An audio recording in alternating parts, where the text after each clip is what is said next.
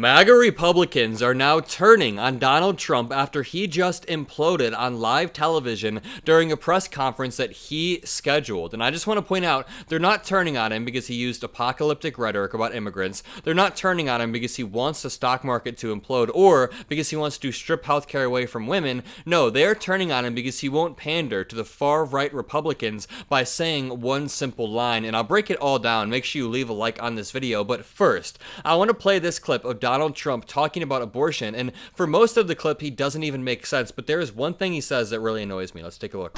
So I think the abortion issue has been very much tempered down, and I've answered, I think, very well in the debate, and it seems to be much less of an issue, especially for those where they have the exceptions, as you know. And I think it's, when I look, for 52 years they wanted to bring abortion back to the states. They wanted to get rid of Roe v. Wade, and that's Democrats, Republicans, and independents, and everybody. That is one of the most annoying lies that he tells. You can look at any poll and it shows that the vast majority of Americans liked Roe v. Wade and didn't want to overturn 50 plus years of legal precedent. I also want to point out that Donald Trump has been talking repeatedly over the past few days about how the stock market is crashing, how he's been calling it. He's been saying the stock market would crash every single day, every other day for multiple years. And it went down 3 or 4% yesterday. Literally, it went down 3%. That's nothing. It went back to where it was in June, and now he's claiming that it crashed. It was a slight correction. Before the next clip, Donald Trump posted on Truth Social, "Criminals for Kamala," and then an ad that his team made, but people are saying, breaking news, Donald Trump endorses Kamala Harris because he is the criminal. The call is coming from in the House. Now, Donald Trump then attacks Kamala Harris on her race, saying she's both offensive to Indian Americans and Black Americans, but the thing is, Donald Trump is the one who is offensive to every single group, almost intentionally so. Every time he talks about Jewish Americans, he's offensive and says they need to get their heads checked. Every time he talks about Black Americans, it is absolutely terrible. Every time he talks about Christian Americans or Muslim Americans, it is dreadful. Let's watch this. Sure about that, but to me it doesn't matter. But to her, from her standpoint, I think it's very disrespectful to both, really. Whether it's Indian or Black, I think it's very disrespectful to both. To me, it doesn't matter. Indian or Black, when people say the word Black or Blacks and not just Black Americans, it gives me a weird vibe. But I do want to say that people have been speculating the reason why Donald Trump has been kept off the campaign trail over the past week or two, he really hasn't done that many events, is because he is slowly losing his mind, and his team knows that if they pluck him off the trail, they lower the odds of him having some sort of catastrophic event like the one seen here, or some sort of catastrophic event like the one that happened last week at the National Association of Black Journalists. Every single time Donald Trump enters a spotlight or gives a rally, he says something that completely screws over his campaign, makes the situation much worse. The same with J.D. Vance. Every single time J.D. Vance opens his mouth and talks about women, talks about veterans, talks about Tim Walz, he makes the situation much, much worse. Now, I want to play this clip of Donald Trump, the one that conservatives are freaking out about. I'll play it and then I'll break it down. No, I think the people that, if you look at January 6th, which a lot of people aren't talking about very much, I think those people were treated very harshly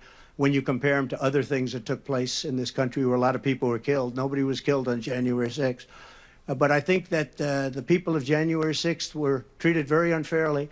And they were there to complain, not through me, they were there to complain about an election. And, you know, it's very interesting. The biggest crowd I've ever spoken to, and I said peacefully and patriotically, which nobody wants to say, but I said peacefully and patriotically. The biggest crowd I've ever spoken to, and you've seen, Maggie, I was at the mall, I was at the Washington Monument, I was at the whole thing. I had crowds.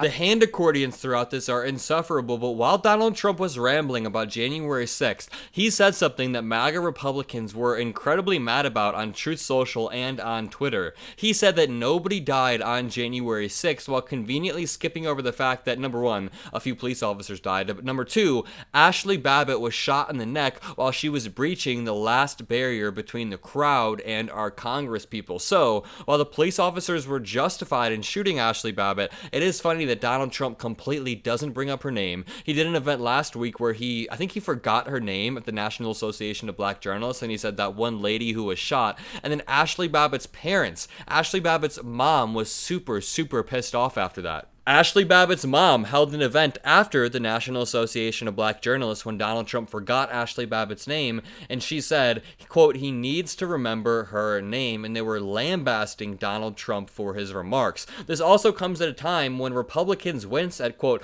public nervous breakdown. Republicans are reeling from Trump's undisciplined approach to the opening stages of his race against Harris, and it's a photo of Donald Trump at the NABJ, but ever since then, he has been crashing out during every rally, every speech he gives, including today. He just gets more and more unhinged. Donald Trump spent Monday morning labeling the turmoil in the global financial markets the, quote, Kamala crash, giving Republicans hope that he might turn his focus to an economic message. And the thing is, when the stock markets were down, they were down globally, and I just want to reiterate, they were down 3 to 4% in America. It was the smallest correction ever, especially considering the fact that the stock markets have been hitting all-time highs since December, since January. The economic message didn't last. By midday, the former president was already back to relitigating his controversial appearance in Chicago last week, where he questioned Kamala Harris's black identity and suggested a major network journalist should be fired. Quote, I didn't know who she was. She was nasty, he told live streamer Aiden Ross. Republicans on Monday reeled from Trump's undisciplined approach to the opening stages of his new general election matchup with Harris, following a weekend that saw him praise Vladimir Putin while smearing Harris as low IQ and dumb, and attacking a popular swing state GOP governor whose turnout operation he may need in November. It's really funny to me that Donald Trump will repeatedly call Vladimir Putin smart, Xi Jinping brilliant, Kim Jong-un is incredibly intelligent, but Justin Trudeau, Angela Merkel, Kamala Harris, anybody who's liberal, anybody who believes in democracy is somehow an idiot. This is Donald Trump confusing Tim Walz with the Virginia governor, Ralph Northam. Watch. He is you think about the radical. The Democrats are really the radical ones on this because they're allowed to do abortion on the 8th and 9th month and even after birth. If you look at your new governor from Minnesota, he's talking about, he's like the governor previous, the former governor. I don't want to get him mixed up because Glenn is doing a good job and he's leading our whole campaign in Virginia, Glenn Youngkin.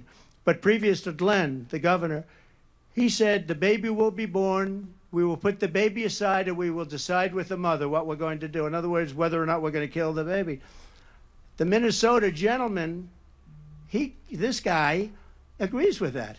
Tim Walz is not Ralph Northam, who was the previous governor of Virginia. Donald Trump doesn't seem to know that. Either way, if you enjoyed this video, if you appreciate what I do, all that I ask is that you leave a like, comment a blue heart, hit that subscribe button so you can join this beautiful community that we're building heading into this election. We can laugh together, cheer together, panic together, cry together, all as the breaking news unfolds every single day. So go join the subreddit, the Discord, all in the description, but most importantly, have a great day yourself. I'll see you in the next video, and peace out.